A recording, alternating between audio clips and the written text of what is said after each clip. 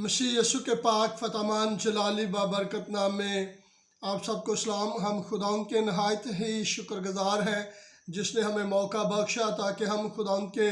ज़िंदा पाक कलाम को आपके सामने बयान करें। तो अज़ीज़ बहन भाइयों, अगर आपने अभी तक हमारे चैनल को सब्सक्राइब नहीं किया तो बराए मेहरबानी करके कर लीजिए और साथ ही बेल आइकन का बटन दबा दें ताकि हर आने वाले पैगाम का नोटिफिकेशन आपको मिले। तो बराए मेहरबानी करके अगर आपको कलाम अक़दस के वसीला से बरकत मिले तो लाजमी कमेंट करें और लाजमी इसे लाइक करें, शेयर करें ताकि ज़्यादा से ज़्यादा लोग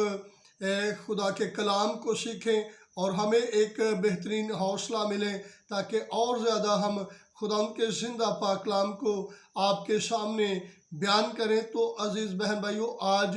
हमारा मज़मून है, क्या रोज़ा रख कर दूसरों को बताना चाहिए? क्या रोज़ा रख कर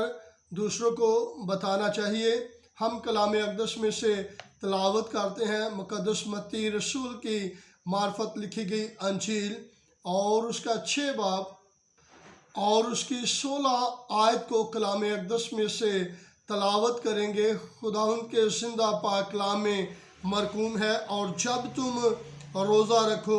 तो रियाकारों की तरह अपनी सूरत अदाश ना बनाओ, क्योंकि वो अपना मुंह बगाड़ते हैं ताकि लोग उनको रोज़ादार जाने। मैं तुमसे सच कहता हूँ वो अपना अजर पा चुके। खुदावंद के मुक़द्दस पाक कलाम पढ़े जाने और सुने जाने पर खुदावंद की बरकत हो। हमारे खुदावंद यीशु मसीह मुक़द्दस मत्ती रसूल की मार्फत लिखी गई अंजील में बयान करते हैं कि जब तुम दुआ करो, जब तुम खैरात करो और जब तुम रोज़ा रखो तो अपने आगे नरसिंगा ना बजाओ, क्योंकि यहूदी लोग जो थे जब कोई वो कुर्बानी चढ़ाते, जब कोई वो खैरात करते तो खैरात करने से पहले, कुर्बानी चढ़ाने से पहले वो बड़े ढोल बजाते और बड़े वो शोर व गुल मचाते और नरसिंगा फूंकते कि आज फ़लाँ शख्स ने या हम खुदा ताला की ज़ात के लिए ये खैरात कर रहे हैं। तो बाइबल मुक़द्दस ऐसी चीज़ों के बारे में बयान करती है कि जिन्होंने नमाइश कर ली उन्होंने इस बात का अजर हासिल कर लिया कि उन्होंने ये काम किया, क्योंकि वो उनका काम करने का नज़रिया ये होता है कि वो दिखावा करें, लोग उनको देखें कि देखे कितना इसने बड़ा हदिया पेश किया है, कितनी बड़ी कुर्बानी पेश की है और कितनी बड़ी ये खैरात पेश कर रहा है। खुदावंद के ज़िंदा पाक कलाम में हमने पढ़ा है, खुदावंद यीशु मसीह फरमाते हैं जब तू रोज़ा रखे तो रियाकारों की मानिंद अपनी सूरत अदाश ना बनाओ, क्योंकि वो लोग जो यहूदी लोग थे जब वो अपना बिजनेस करते, जब अपना कारोबार करते तो वो बड़ा लोगों को अतमाद में लेने के लिए, देखिए मैं रोज़े में हूँ और मैं आपके साथ झूठ नहीं बोल रहा, इस चीज़ों को वो फ़रोख्त कर देते थे और लोगों को इस बात का एतमाद दिलाते थे कि हम रोज़े में हैं। और खुदा का कलाम इस बात को, जो बार बार इस बात को कहना कि देखिए मैं रोज़े में हूँ, मैं रोज़े में हूँ, खुदावंद यीशु मसीह इन तमाम चीज़ों को मना करते हैं, क्योंकि वो खुदा के सामने पेशीदा रोज़ा रखा होता है। और पेशीदा रोज़े में जब हम दूसरों को बताते रहेंगे, नुमाइश करेंगे, तो ज़ाहिर बात है फिर हम आदमियों से उसका अजर हासिल कर लेते हैं। मेरे और आपके निजात दहिंदा खुदावंद यीशु मसीह इस बात को तरजीह देते थे और फरमाते थे और कहते हैं, बल्कि जब तू रोज़ा रखे तो अपने सिर में तेल डाल और मुंह धो, ताकि आदमी नहीं बल्कि तेरा बाप जो पोशीदगी में देखता है तुझे रोज़ेदार जाने। यानी कि खुदावंद यीशु मसीह अपने तमाम शागिर्दों को इस बात को सिखाते हैं कि जब रोज़ा रखना है तो ताज़ा दम रहना है, अपने आप को कमज़ोर नहीं करना और मुंह धोना है और पोशीदगी में खुदावंद अपने खुदा के साथ बात करनी है, दुआ में ठहरना है, ताकि खुदावंद खुदा ही जाने ना कि आदमियों के सामने डंडोरा पीटना है कि मैंने रोज़ा रखा हुआ है। लेकिन अगर हम آج کے دور میں دیکھیں، اگر ہم اجتماعی روزہ رکھتے ہیں یا اجتماعی طور پہ لوگوں کو اناؤنسمنٹ کرتے ہیں کہ روزہ رکھا جائے یا ہمارے ساتھ روزہ کھولا جائے، تو یہ بات ایک دوسرے کے ایمان کو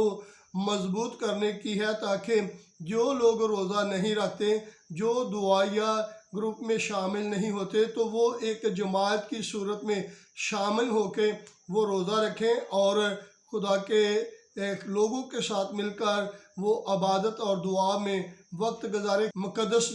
جوئل نبی خداوند کے زندہ پاک کلام میں سے بیان کرتے ہیں اور فرماتے ہیں، دوسرے باب کی 15 اور 16 آیت کو اگر ہم کلام اقدس میں سے تلاوت کریں، کلام اقدس میں مرقوم ہے، سیون میں نرسنگا پھونکو اور روزے کے لیے ایک دن مقرر کرو، مقدس محفل فراہم کرو، تم لوگوں کو جمع کرو، جماعت کو مقدس کرو، بزرگوں کو اکٹھا کرو، بچوں اور شیر خوروں کو بھی فراہم کرو، دلہا اپنی کوٹھری سے اور دلہن اپنے خلوت خانہ سے نکل آئے۔ یعنی کہ خدا کے کلام میں یہ بات، جب آپ اجتماعی طور پر روزہ رکھنا چاہتے ہیں، عبادت کرنا چاہتے ہیں، تو اس میں ہم مشترکہ طور پہ سبھی کو بلا سکتے ہیں تاکہ وہ دعا اور روزے میں وقت